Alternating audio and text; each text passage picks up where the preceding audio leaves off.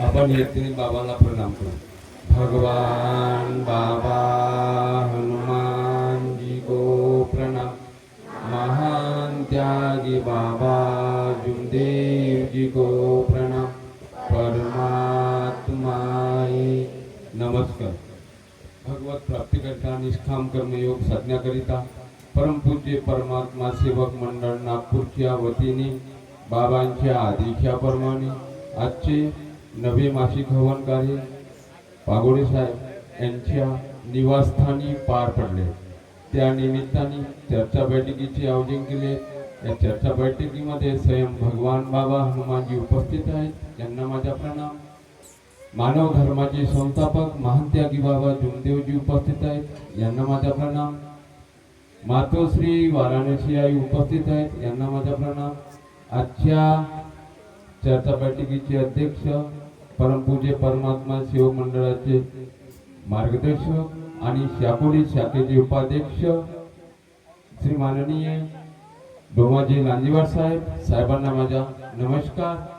आजच्या चर्चा बैठकीचे प्रमुख पाहुणे चोपकर साहेब पालांदूर परिसर साहेबांना माझा नमस्कार. आणि पिंपळगाव परिसरातील मार्गदर्शक साहेब कमाने साहेबांना माझा नमस्कार. कनेरी परिसरातील मार्गदर्शक लांजेवार साहेब यांना माझा नमस्कार. आणि मचारना परिसरातील मार्गदर्शक घोरमोडे साहेबांना माझा नमस्कार. आणि मंडळा अंतर्गत मार्गदर्शक सेवक सेविका बालसेवक सर्वांना माझा नमस्कार.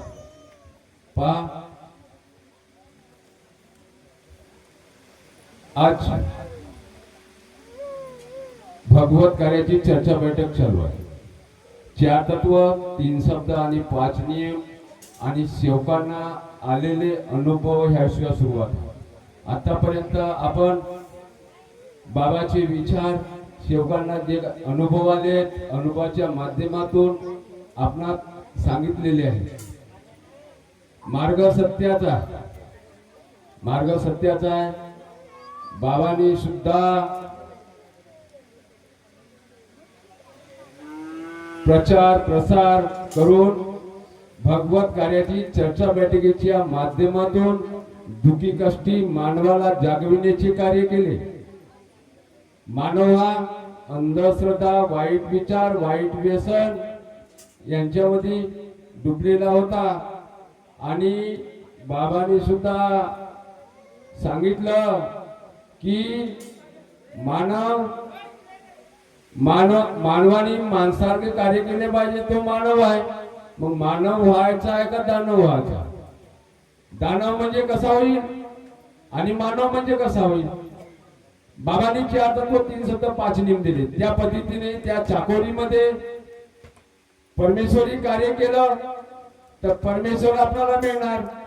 आणि दानव म्हणजे कसं आहे की सकाळची विनंती, सायंकाळची प्रार्थना आणि बाकी जे काही काम आहेत बाबाच्या विचारात न बसणे, बैठकीला न जाणे, हे दानवाचे काम आहेत. आणि दारू पिऊन येऊ नये, पाठी लावून ठेवतात. आणि काही जे आपल्या मनाला लागल ते व्यसन सुद्धा करत असतात. आणि बाबांनी आम्हाला शिकवलं नाही. काय शिकवण दिली आहे? 4 तत्व 3 शब्द 5 नियमाची शिकवण दिलेली आहे. आपण त्या शिकवणीप्रमाणे चाललो पाहिजे, वागलो पाहिजे. आपल्याला केसरा धक्का लागणार नाही. आणि बैठकीत केलं पाहिजे. बैठकीत गेलं म्हणजे कसा, आता येथे जे सेवक आले आहेत त्यांना ह्या बैठकीच्या माध्यमातून काहीतरी घ्यायचे आहेत. आणि घेऊन विचार घ्यायचे म्हणजे विचार घेणे आहेत. आता कदाचित तिथे बसलेले सेवक त्यांच्यावर एखाद्या अनुभवाच्या माध्यमातून सांगितलं आणि त्यांच्याकडे तो दुःखाची बाजू असेल, अनुभव असेल, त्यांना काहीतरी कळेल. खरंच हे अनुभव सांगताय सत्य आहे. आणि माझ्यावरती परिस्थिती आहे, खरंच मी माझ्या कर्माने चुकलो. आता कर्माने चुकल्यामुळे आपण इकड तिकड भटकत असतो, वनवन भटकतो. देवधर्म, पंडित, पुजाऱ्या, वैद्यवाणी, डॉक्टर, उपचार सगळं केलं, पण आपल्याला काहीतरी मिळाले का? नाही मिळाले. आणि हा एक परमेश्वर आहे, परमात्मा एक आहे. त्याची आपण सेवा केला तर आपल्यावरची जे काही दुःखाची बाजू असते ते दूर होतात. दूर म्हणजे नुसत्या बोलल्याने होत नाही, त्यांचे कार्य करावे लागते. कार्य केलं तर आपले दुःख दूर होतात. त्याचप्रमाणे बाबांनी सुद्धा अहोरात्र कष्ट केलं. बंडी, खाचर, पैदल जाऊन शरीर सेवकांना जागविण्याचे कार्य केलं, पण सेवक नाही जागला. बाबांनी सांगितलं, मी 40 वर्ष सेवकांना शिकवलं, पण नाही शिकलं सेवक. बाबांनी सांगितलं की सेवक लाखोच्या संख्येने आहेत, सेवक लाखोच्या संख्येने आहेत, पण बोटावर मोजल्या जेवानी आहेत. ती परिस्थिती आजही आहे.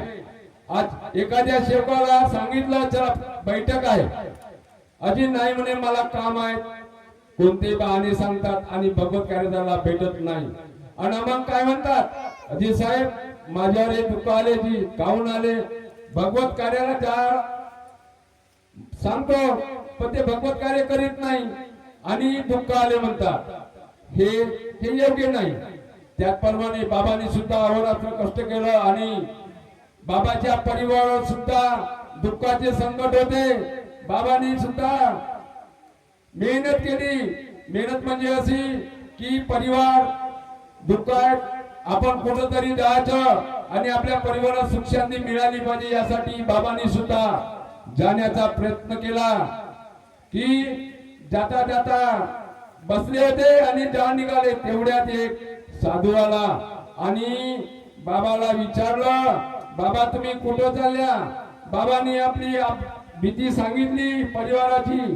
काय सांगू म्हणे, माझ्या परिवारावर शैतान शक्तीचा खेळ आहे आणि जो मुलगा जन्मास येतो आणि कोणत्या मुलाची मरून जातो, तर माझ्या परिवारामध्ये मला काहीतरी भगवत कार्य करण्याची इच्छा आहे.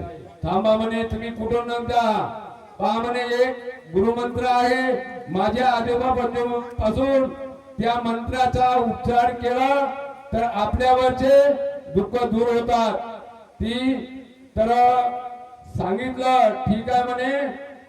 आणि बाबांनी सुद्धा आपल्या परिवारात बोलावलं आणि सर्व भावांनी सांगितलं की आपल्यावर दुःखाची बाजू आहे, सुख मिळाला पाहिजे, त्यासाठी आपण काहीतरी भक्तीविना उदार नाही. कुणाचा भक्तीसाठी निर्धार पाहिजे, मनाचा मन पाहिजे, मन साधला पाहिजे तर सर्वच साधतो.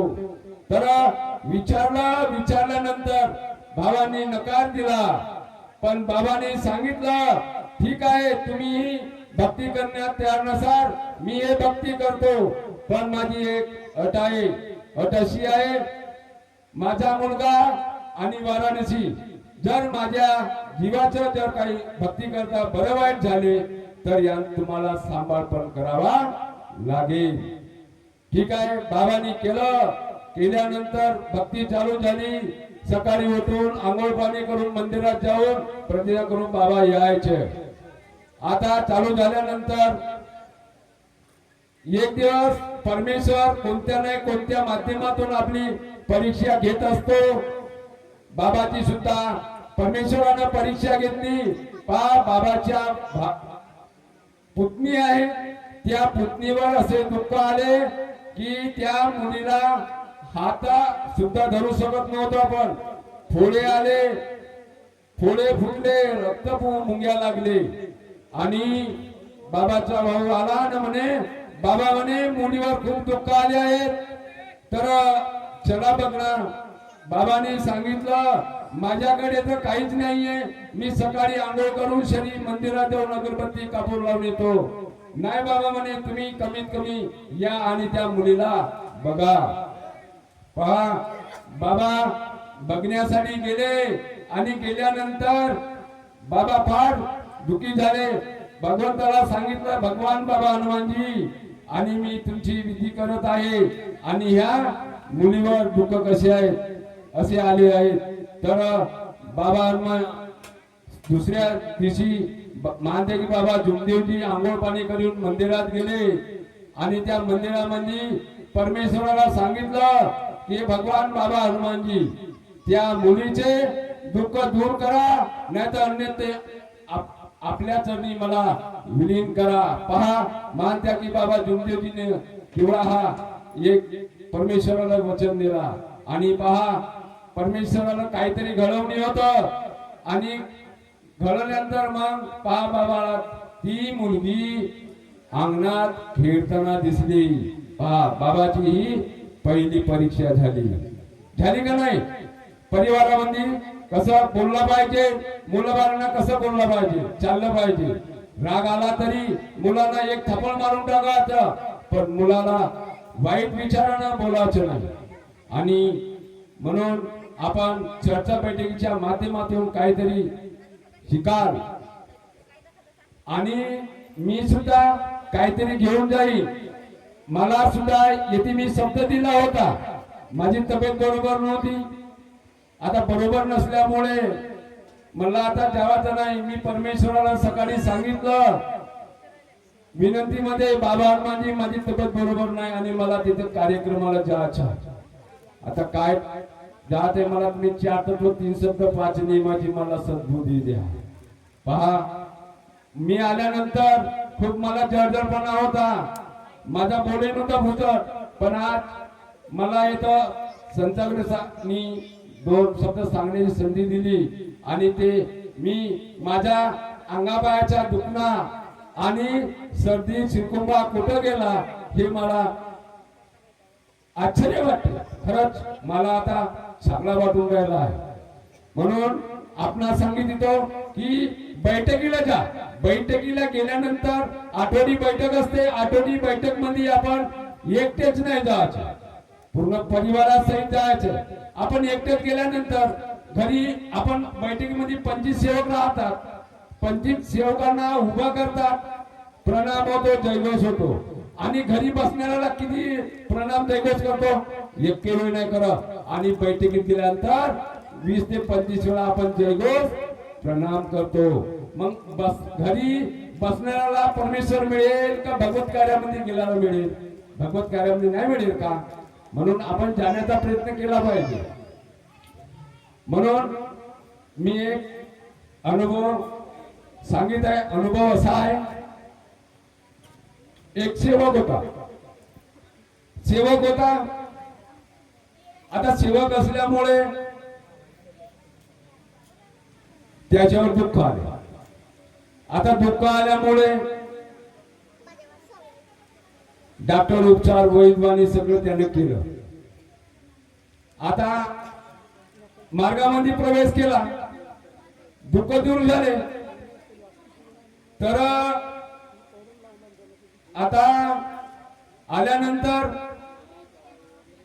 त्या बाईला 2 मुली झाल्या. आता 2 मुली झाल्यानंतर तिला होती मुलाची गरज. मला मुलगा पाहिजे म्हणे. आता मुलगा पाहिजे म्हणे, मुलगा देणारा कोण आहे? तो आहे.